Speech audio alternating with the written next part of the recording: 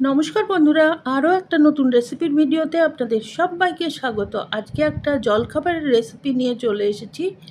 এই গরমে যখন খুব একটা তেল মশলাযুক্ত খাবার খেতে আমাদের ভালো লাগছে না, তখন এইটা আপনারা জলখাবারে অবশ্যই বানিয়ে নিতে পারেন। বাচ্চা থেকে বড় সবাই খেতে পারবে, বাচ্চাদের টিফিনেও দিতে পারবেন।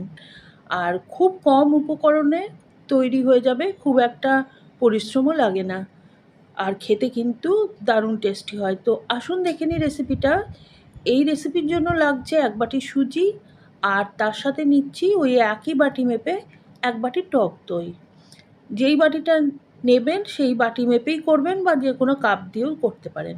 একটা ব্লেন্ডার জারে 1 ইঞ্চি আদা, একটা বা দুটো কাঁচা লঙ্কা দিয়ে ভালো করে পেস্ট করে নিয়েছি।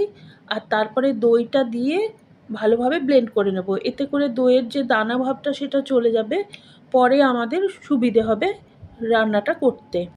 এখন দইয়ের এই মিশ্রণটা একটা বাটির মধ্যে ঢেলে রাখছি, আর এর মধ্যে মিশিয়ে দেব ওই যে সুজিটা আমরা রেখেছিলাম সেটা। আর সুজিটা কিন্তু একদম মিহিদানার সুজি।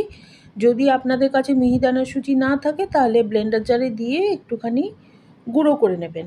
ভালোভাবে মিশিয়ে নিচ্ছি, আর দেখতেই পাচ্ছেন মিশ্রণটা ভীষণই টাইট হয়ে গেছে, ভালোভাবে মিশছে না। এর জন্যে দিয়ে দেব একটুখানি জল। আর জলের পরিমাণটা কিন্তু আপনি কী ধরনের সুজি ব্যবহার করছেন তার উপরে নির্ভর করে এক একজনের এক এক রকম লাগতে পারে। আমি এখানে ওই দইয়ের বাটি ধোয়া হাফ বাটি জল অ্যাড করেছি, ভালোভাবে মিশিয়ে নিয়েছি। দিয়ে দিলাম একটুখানি লবণ আর একটুখানি হিং, 1/4 চা চামচের মতো হিং দিয়েছি।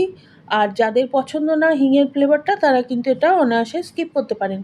সব কিছু ভালো করে মিশিয়ে নিয়েছি, আর দেখতেই পাচ্ছেন একটা বেশ ঘন ব্যাটার তৈরি হয়েছে। ঢাকনা দিয়ে আধা ঘন্টা রেখে দেবো, যাতে সুজিটা ভালোভাবে ফুলে যায়।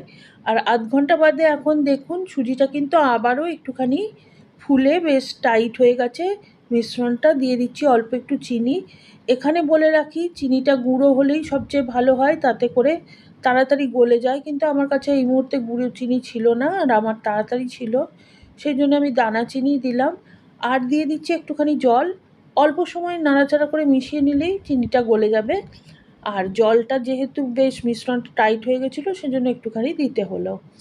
আর এর মধ্যে আমি কড়াইতে একটুখানি জল একটা স্ট্যান্ড বসিয়ে গরম করতে রেখে দিলাম, কেননা এই সুজির ব্যাটারটা পুরোপুরি রেডি হয়ে গেলে কিন্তু আর দেরি করা যাবে না, সঙ্গে সঙ্গেই স্টিম করতে হবে। একটা বাটি নিয়ে নিয়েছি, একদম শুকনো বাটি, একটু জল লেগে থাকলে কিন্তু ভালো হবে না। আর দিয়ে দিয়েছি অল্প একটু তেল, বাটিতে ভালোভাবে লাগিয়ে নিয়েছি। আর এখন সুজির ব্যাটারটার মধ্যে দিয়ে দিচ্ছি 1 চামচ ইনো।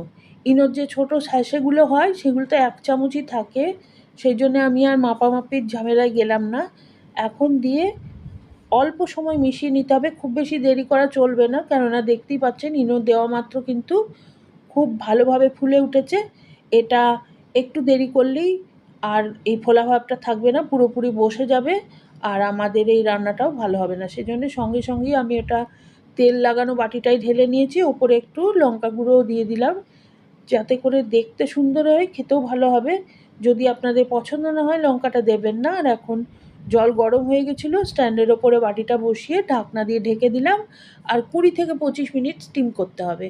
20 মিনিট স্টিম করার পরে আমি ঢাকনাটা খুলে দেখছি, একটা ছুরি ফুটিয়ে দেখে নেব যে আমাদের এই খাবারটা তৈরি হয়েছে কিনা। তো দেখুন এখনও কিন্তু অল্প একটুখানি লেগে গেল, তো আমি 5 মিনিট আরও স্টিম করে নেব। আর প্রথম দিকে কিন্তু জলটা হাই হিটে গরম করে নেওয়ার পরে আঁচটা কমিয়ে মিডিয়াম করে দিতে হবে। আর এখন বাটিটা আমি 25 মিনিট স্টিম করার পরে তুলে রেখেছি, একটু ঠান্ডা হলে ডিমোল্ড করব। আর ততক্ষণ অন্য একটা কড়াইতে দিয়ে দিয়েছি কিছুটা সাদা তেল, আর তাতে দিয়েছি 2টো চেরা কাঁচা লঙ্কা, আর অল্প একটুখানি কারি পাতা, হাফ চামচ দিয়েছি সর্ষে। আমি এখানে রাই সর্ষে ব্যবহার করেছি, আপনাদের কাছে না থাকলে কালো সর্ষে বা সাদা সর্ষে যে কিছু দিতে পারেন। দিয়ে দিয়েছি অল্প একটুখানি হিং। আর কারি পাতা দিলেই কিন্তু তেল ভীষণ ছিটকে ওঠে, সেজন্য সাবধানে দেবেন। অল্প একটুখানি চিনি আর অল্প একটু জল দিয়ে দিয়েছি। আর এখন এই মিশ্রণটা ফুটে ওঠা পর্যন্ত ওয়েট করব। ফুটে উঠলেই আমি গ্যাসটা অফ করে দিয়েছি, আর উপর থেকে দিয়ে দিচ্ছি একটুখানি লেবুর রস। এটা কিন্তু অপশনাল, আপনারা চাইলে স্কিপ করে দিতে পারেন। আর এই যে সুজির মিশ্রণটা কিন্তু ঠান্ডা হয়ে গেছে, এটাকে আমি এখন চোকো চোকো করে কেটে নিচ্ছি, যে কোনো শেপ আর সাইজে কাটতে পারেন। আর দেখিয়ে দিচ্ছি কতটা ঠিক নরম তুলতুলে হয়েছে। দেখুন, একদম নরম তুলতুলে হয়েছে এটা, আর খেতেও কিন্তু দারুণ টেস্টি হবে। আর এখন আমি এর উপরে ঢেলে দেবো ওই যে কারি পাতার মিশ্রণটা তৈরি করলাম সেইটা। এতে করে এই সুজির ধোকলাগুলো আরও বেশি নরম হয়ে যাবে আর টেস্টি হবে। তো এখন এখান থেকে সার্ভ করে দেবো। আপনার বাড়িতে অবশ্যই একদিন এইভাবে বানিয়ে দেখবেন, কমেন্ট করে জানাবেন কেমন লাগলো। আর রেসিপিটা ভালো লাগলে please like, share and subscribe my channel.